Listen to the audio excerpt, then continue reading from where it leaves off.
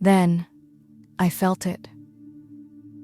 At first, it was just a whisper of warmth beneath my cheek, a faint pressure I could almost ignore. But as the seconds passed, his body was reacting, right there beneath me, growing harder, the heat from it radiating even through the thick denim of his jeans. It was past midnight when my phone vibrated on the nightstand, its glow slicing through the darkness of my bedroom. At first, I thought I had imagined it, lost somewhere between sleep and wakefulness, but then it buzzed again, insistent and sharp. I squinted at the screen, frowning at the unfamiliar number. My first instinct was to ignore it. Wrong numbers and late-night calls rarely meant anything good. But something in my gut told me to answer. "Hello?" My voice came out rough, thick with sleep. There was a pause on the other end, then a familiar voice, low and hesitant. "It's me, Caleb." I sat up immediately, my pulse kicking up a notch. My stepson never called me, not when his father was home, not when he was away, not ever. "Caleb?" I asked, the name foreign on my tongue in this context. "What's wrong?" A breath, slow and shaky. "My car broke down. I didn't know who else to call." I pushed back the covers, already reaching for the jeans I had draped over the chair earlier that night. The house was silent, my husband away on business, leaving only the distant hum of the city filtering through the windows. I glanced outside, the streets empty, the night thick with mist. "Where are you?" He rattled off an address, a part of town that made my stomach twist into a knot. It wasn't a place he should be at this hour. I grabbed my keys, slipping into my sneakers. "Stay inside the car, lock the doors, and don't talk to anyone. I'm on my way." The drive was eerily quiet, the roads nearly deserted. The rain had started to pick up, misting against my windshield as I followed the GPS deeper into unfamiliar streets. Streetlights flickered, casting long, broken shadows, and run-down warehouses lined the narrow road where Caleb's car sat, hazard lights blinking weakly. I pulled up behind it, my fingers tightening around the steering wheel before I exhaled and stepped out. The cold night air bit through my hoodie as I walked to the driver's side. Through the fogged-up window I saw him, slumped forward slightly, elbows on his knees, his face obscured by damp hair. I tapped on the glass. He flinched before looking up, his expression shifting when he recognized me. The lock clicked, and I pulled open the door. Caleb looked off. His usual sharp confidence was absent, replaced with something rawer, something uncertain. Rain had darkened his blonde hair, strands clinging to his forehead, and his hands were rubbing together as if he couldn't quite shake off the cold. "What happened?" I asked, keeping my voice even. He exhaled, looking away for a second before answering. "The engine died. No warning. My phone was almost dead. He hesitated, then met my eyes. I didn't know who else to call." The weight of those words settled between us, heavier than I expected. Not his father, not a friend. Me. I swallowed, nodding toward my car. "Come on, I'll take you home." He hesitated, glancing back at his car before sighing and climbing out. When he stood, he was closer than I anticipated, the rain-slicked air between us humming with something unspoken. For a moment, he just looked at me, his dark eyes scanning my face, his expression unreadable. Then he nodded, shoving his hands into his jacket pockets. If you're enjoying the story, consider subscribing to my channel and leaving a comment about what you like or dislike. Thank you for your support. Neither of us spoke as we slid into my car, the rain tapping against the roof, the city stretching out ahead of us in quiet, restless anticipation. The car's heater kicked in as we pulled away from the curb, filling the silence with a soft hum. The rain had picked up, streaking against the windshield, blurring the city lights into long smears of color. Caleb sat stiffly in the passenger seat, his head tilted toward the window, watching the empty streets roll by. For the first few minutes, neither of us spoke. The air between us was thick, filled with everything unsaid. He rubbed his hands together absently, as if trying to bring warmth back into them. I turned the heat up a little, sneaking a glance at him. His jaw was tight, his shoulders tense beneath his damp hoodie. "You okay?" I finally asked, my voice softer than I intended. He didn't answer right away.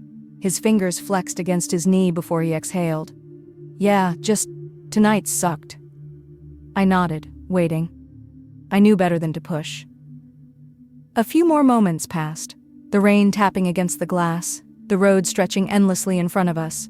Then, he let out a quiet laugh, bitter, almost self-deprecating. "You ever have one of those nights where everything just goes to shit at once?" He turned his head slightly, just enough for me to catch the flicker of something dark in his expression. I glanced at him, my grip tightening on the wheel. "Yeah," I admitted. "Plenty of those." He let out a slow breath, shaking his head. "I don't know why I called you." That hit somewhere deep, but I kept my voice steady. "Because you knew I'd come." He turned to look at me fully this time, and for the first time tonight, his walls cracked. Just a little. His eyes were darker in the dim car, his gaze steady, searching. "Yeah," he said after a beat. "I did." Something in my chest tightened. I forced my attention back to the road, gripping the wheel a little harder than necessary. The city passed in a blur, the neon lights flickering against the wet pavement. His presence beside me was heavier than it should have been, like he was taking up more space than the passenger seat allowed. "You don't have to tell me what happened," I said after a while, my voice careful. He exhaled, leaning his head back against the seat, staring at the ceiling. "Some things are just better left alone." That wasn't the whole truth. I could hear it in the way his voice wavered slightly, in the way his fingers drummed against his thigh as if trying to shake something off. But I didn't press. Instead, I let the silence settle again, filling the space between us like a quiet storm. The rest of the drive passed in something that wasn't quite uncomfortable, but wasn't easy either. Every now and then I'd feel his gaze on me, like he was about to say something but thought better of it. The air inside the car was warm now, almost too warm, making the dampness of our clothes cling to our skin. When I finally pulled into the driveway, I turned off the engine, but neither of us moved. The rain was heavier now, drumming against the roof, washing the outside world into a muted blur. Caleb sighed, running a hand through his damp hair, making it messier than before. "Thanks for coming," he murmured, his voice quieter now. I nodded, glancing at him. "You can always call me, you know, no matter what time it is." He looked at me then, really looked at me, and something in his expression made my stomach clench. There was something raw there, something vulnerable. His gaze dipped, just for a second, before he blinked and looked away. The air felt too thick, too charged. I cleared my throat, reaching for the door handle. "You should get inside, get some rest." He hesitated, like he wanted to say something else. Then with a slow nod, he pushed the door open. The rush of cold air sent a shiver down my spine. He stepped out, then paused, turning back slightly. The rain blurred the edges of him, but his voice cut through the night, steady and low. "I'm glad it was you." I stepped out of the car and followed Caleb up the wet pavement, the rain soaking through my hoodie within seconds. The porch light flickered weakly above us, casting long shadows as I reached into my pocket, fingers seeking the familiar shape of my house keys. They weren't there. A cold knot formed in my stomach. I checked again. Other pocket, my bag, even the back pocket of my jeans. Nothing. Caleb, already at the door, glanced back at me. "You good?" I swallowed, my fingers tightening around my empty pocket. I think I lost my keys." He frowned, his damp hair clinging to his forehead as he turned fully toward me. "You sure?" Panic bubbled under my skin as I patted myself down again, retracing my steps in my mind. I had grabbed them. I was certain. But between leaving the house, rushing to help Caleb, and the drive back, they had somehow vanished. I stepped closer to the door, gripping the handle and giving it a desperate tug, but of course it was locked. My husband had made sure of that before leaving on his trip. I exhaled sharply, my breath coming out in a shudder. Caleb ran a hand through his wet hair, watching me. No spare? Not with me, I muttered, my voice tight. The realization hit hard. I had nowhere to go. The only option was to wait until morning, when I could either find my keys in the daylight or call someone to let me in. Caleb let out a slow breath, glancing at the storm raging around us. Come on, he said, tilting his head toward the car. We'll wait it out inside. I hesitated, my pulse skittering. But what other choice did I have? Wordlessly, I followed him back down the driveway. The cold air pressed against my damp clothes, and by the time we slid into the car, my fingers were trembling. Caleb started the engine, letting the heater kick in. A thick silence filled the space, the windshield fogging slightly from our combined breath. I leaned back in my seat, exhaling slowly, trying to push down the frustration and tension knotted inside me. You okay? Caleb's voice was quiet. I let out a breathless laugh, shaking my head. Not really. He huffed softly. Yeah, me neither. Something about the way he said it made my stomach tighten. I turned my head slightly, watching him in the dim glow of the dashboard lights. His profile was sharp, his jaw tense, his hands resting loosely on his lap. He looked different in this light, more tired, more distant, more vulnerable. I shifted, tucking my knees up slightly, trying to get comfortable. Guess we're stuck here for a while. Could be worse, he murmured, his gaze flicking toward me. There was something unreadable in his expression, something that made the air between us feel heavier than it should have. I forced out a small smile. Yeah? How? A ghost of a smirk touched his lips. You could have lost your keys in a worse part of town. At least you're stuck here with me. I rolled my eyes but couldn't stop the warmth that crept up my spine at his words. Lucky me, I muttered, leaning my head back against the seat. The rain continued to fall outside, enclosing us in a cocoon of warmth and silence. The minutes stretched on, and I could feel the exhaustion pulling at me, my body sinking deeper into the seat. Then Caleb shifted beside me. You're shivering, he noted. I hadn't even realized it, but now that he mentioned it, I could feel the damp cold still clinging to my skin, the chill stubborn despite the heat blowing from the vents. Before I could protest, Caleb pulled off his hoodie, leaving him in just a thin t-shirt. He bunched up the fabric in his hands before offering it to me. Here, take this. I hesitated. You'll be cold. I'll live. His voice was firm, leaving no room for argument. Slowly, I reached out, my fingers brushing his as I took the hoodie from him. The warmth of his skin lingered on the fabric, sending an unexpected shiver down my spine. I swallowed hard, gripping the material tighter before pulling it over my head. It was oversized on me, the sleeves hanging past my hands, the scent of him wrapping around me. Something faintly musky, something distinctly him. I looked over at him, and for a split second his gaze dipped, just for a moment, before he turned away, exhaling softly.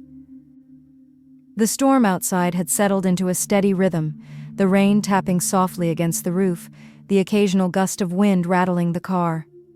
Inside, the air had grown warmer, the heater working to chase away the lingering cold. Still, exhaustion weighed heavy on my body, the dampness of my clothes making it harder to get comfortable. I shifted in my seat, trying to find a position that didn't leave my limbs aching. Caleb sat beside me, one leg stretched out, the other bent slightly, his fingers idly tapping against his knee. His hoodie was still draped over me, oversized and warm, and every time I moved, the scent of him curled around me, something deep, familiar, almost grounding. You should sleep, he murmured. I turned my head slightly, meeting his gaze in the dim glow of the dashboard. His voice was softer than usual, less guarded. The edge he always carried had dulled, replaced by something quieter. I sighed. Easier said than done. He let out a quiet breath, tilting his head back against the seat. Yeah, I know. A few more minutes passed in silence. The weight of the night was pressing down on both of us now, the exhaustion creeping in slowly, making my limbs feel heavier, my blinks slower. The warmth of the car, the low hum of the heater, the rain outside, it all blurred together into something lulling and something almost safe. I shifted again, instinctively curling into the fabric of his hoodie. The movement pulled another sigh from me, frustration mixing with fatigue. "You never stop fidgeting, do you?" Caleb's voice held a hint of amusement. I let out a small tired laugh. "Not when I'm uncomfortable." He was quiet for a moment, then shifted slightly, moving his arm against the console between us. "Here," he said, his voice almost hesitant. "Might be better if you—" He didn't finish the sentence, but I understood. I hesitated for only a second before moving, turning toward him just enough to rest my head against his shoulder. The moment I settled against him, a slow warmth spread through me. His body was warm beneath the thin fabric of his t-shirt, his breathing steady, deep. At first I kept myself rigid, unsure if this was too much, if I should pull away. But then he exhaled, shifting slightly, his shoulder angling just enough to accommodate me, and something inside me unraveled. I closed my eyes. The exhaustion that had been clawing at me all night finally settled into something softer, something I didn't want to fight anymore. The rise and fall of his breath became something rhythmic, something steady. I could hear his heartbeat, faint but strong, beneath my ear. "You comfortable now?" His voice was quieter, closer. I nodded against him. "Yeah." A pause, then softer. "Good." The car was filled only with the sound of the rain, the occasional creak of the leather seats when either of us shifted. At some point, I felt Caleb's head tilt slightly, just enough that his cheek brushed against the top of my head. Not intentional, not accidental either. My breathing slowed. I didn't move away. Neither did he. Somewhere between the storm and the silence, between the weight of the night and the warmth of him, sleep finally found me. The warmth inside the car had settled into something deep, wrapping around us like a cocoon against the storm outside. The low hum of the heater filled the silence, blending with the rhythmic tap of rain against the windshield. Caleb hadn't moved since I'd rested my head against his shoulder, his presence solid and unmoving beside me. But at some point, exhaustion pulled me down completely, and my body shifted, slipping lower without me realizing it. My cheek found a new resting place, not his shoulder, but his lap. The moment I landed there, a slow awareness crept into my hazy mind. The fabric of his jeans was firm beneath me, his thigh warm even through the denim. My breath hitched slightly, though I kept my body still, pretending I hadn't noticed, pretending I was still lost in sleep. But I knew better, and so did he. Caleb had gone completely still. The quiet between us changed, thickening like the air before a storm. He wasn't breathing the same as before. It wasn't obvious, nothing dramatic, but I could feel the subtle shift, the deeper inhales, the way his body seemed locked in place, as if any movement might shatter whatever delicate balance we had found ourselves in. Then, I felt it. At first, it was just a whisper of warmth beneath my cheek, a faint pressure I could almost ignore. But as the seconds passed, it became something more, something unmistakable. His body was reacting, right there beneath me, growing harder, the heat from it radiating even through the thick denim of his jeans. A slow pulse of heat coiled low in my stomach, my fingers curling slightly where they rested near my chest. I wasn't supposed to notice. He wasn't supposed to notice. But there was no ignoring it now. Neither of us moved. Neither of us spoke. The silence had weight now, pressing against my skin, making the space between us feel smaller, the air warmer, heavier. I could feel the tension in his body, the way he held himself so still, like any shift might break whatever restraint was keeping us in check.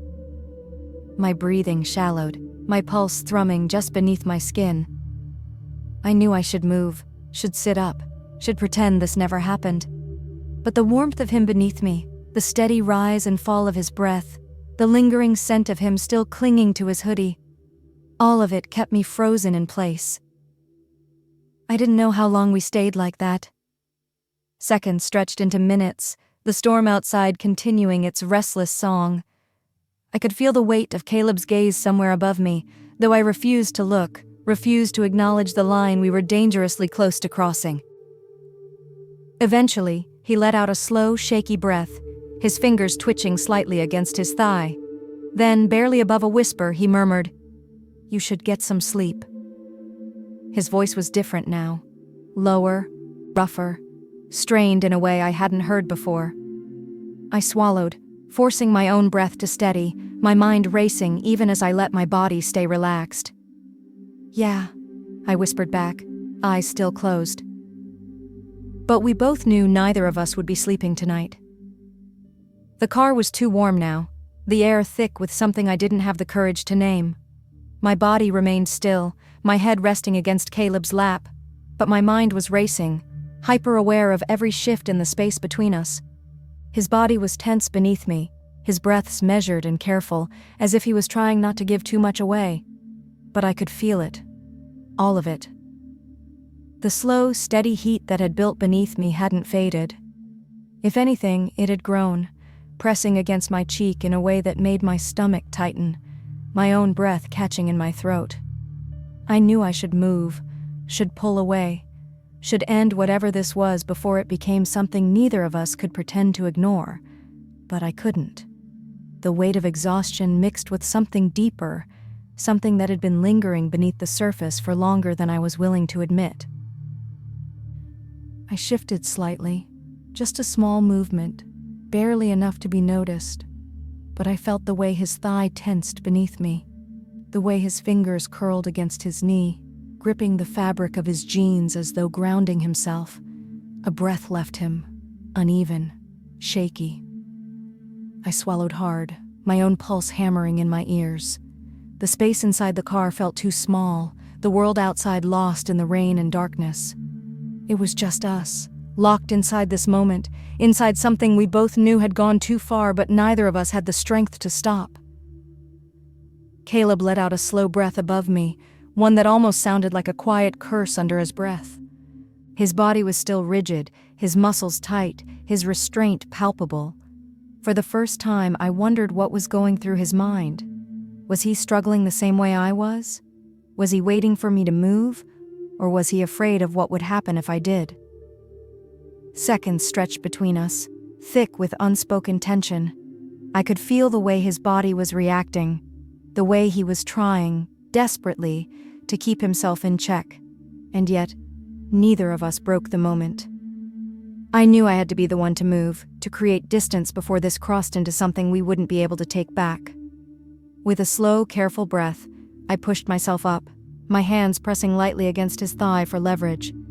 As soon as I moved, I felt his entire body tense beneath me, a sharp inhale escaping him before he clenched his jaw, his fingers curling into fists against his lap. I hesitated for a fraction of a second, my face just inches from his now, close enough that I could feel the heat radiating off his skin. His eyes flickered to mine, dark and unreadable in the dim light of the dashboard.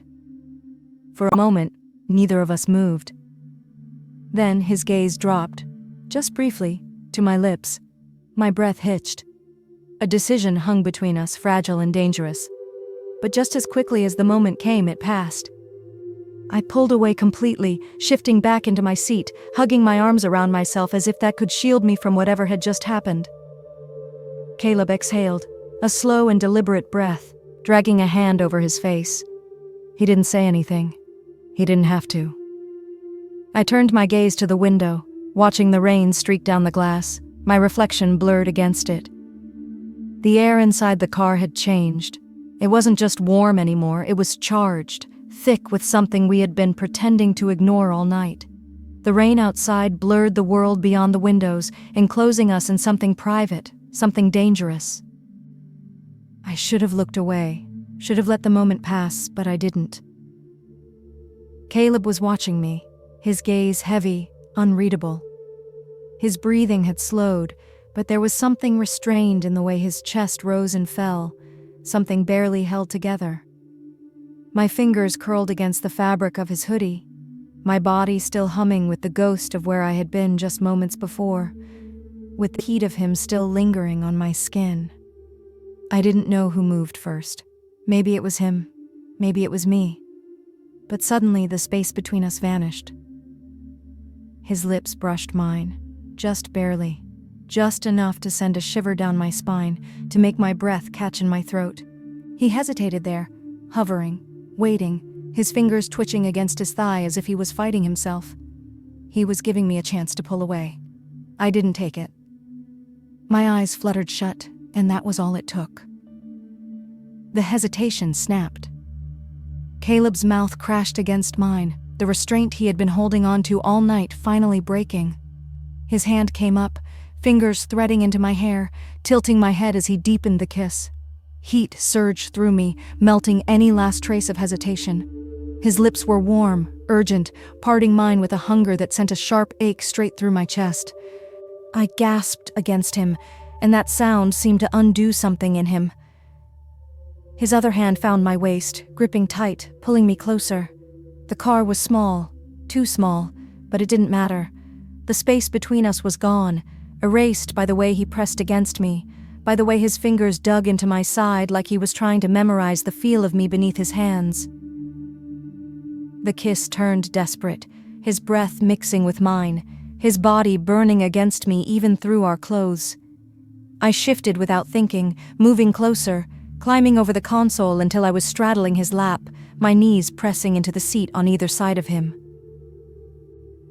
He let out a low sound, something deep and raw, his hands sliding down to my hips, gripping tight. His fingers flexed, his lips parting against mine, but just as his hands started to push beneath the hem of my hoodie, a sudden noise outside. We both froze. Our breaths came fast and uneven, our bodies tangled together, heat still buzzing between us. Caleb's grip on my waist tightened instinctively, his chest rising against mine as we listened. The rain still poured, masking the sound, but there had been something, a noise, a movement. My pulse pounded in my ears. I turned my head slowly, looking toward the window, my skin still burning from where his hands had been. The street outside was empty, dark, nothing but the flickering glow of a streetlight cutting through the rain. But the moment was broken. Caleb's hands flexed once against my hips before he exhaled sharply, his forehead dropping against my shoulder. I could feel his pulse racing beneath my fingertips, matching mine beat for beat.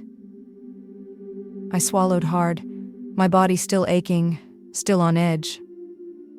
Whatever had just happened between us, it wasn't over. It had just begun.